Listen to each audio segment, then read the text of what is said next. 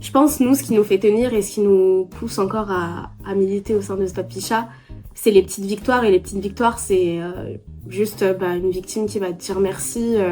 Grâce à vous, en fait, je me sens un peu mieux, ou merci, le contenu, il a été supprimé. Te dire que parce que Stop Ficha est là aussi, ça a permis à cette personne de se sentir bien et aussi de trouver des réponses et d'être accompagnée en fait sans être culpabilisée, sans que ce soit dramatique. En vrai, il y a beaucoup de victimes qui viennent aussi nous parler, juste nous parler sans demander à aller porter plainte ou quoi que ce soit. Elles veulent juste une épaule sur laquelle en fait se reposer. À chaque fois qu'une personne vient demander de l'aide à Stop Ficha, on essaye de l'orienter au mieux.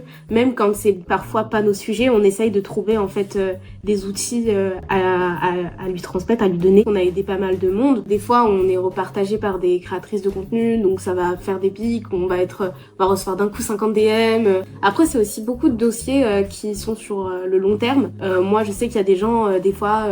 j'ai pas eu de nouvelles d'elles depuis quelques temps, je leur envoie un message pour savoir comment elles vont, juste prendre un peu des nouvelles. Certaines aussi parfois qui se répondent plus trop parce que en fait dans leur vie c'est assez compliqué. Faut leur laisser aussi l'espace et la place d'avoir le choix. En fait c'est à elles de venir nous parler. Je pense que c'est aussi le fait de pas parler à des robots et de parler à des gens avec de la bienveillance. En fait, quand quelqu'un vient me parler, et surtout qu'elle est en détresse, je fais passer ses émotions en priorité et je me dis, en fait, là, elle a besoin qu'on soit à l'écoute, qu'on prenne le temps, que même si ce qu'elle va nous dire, en fait, ça a pas trop de sens, c'est chamboulé, elle est un peu dépassée, vraiment juste être une oreille attentive.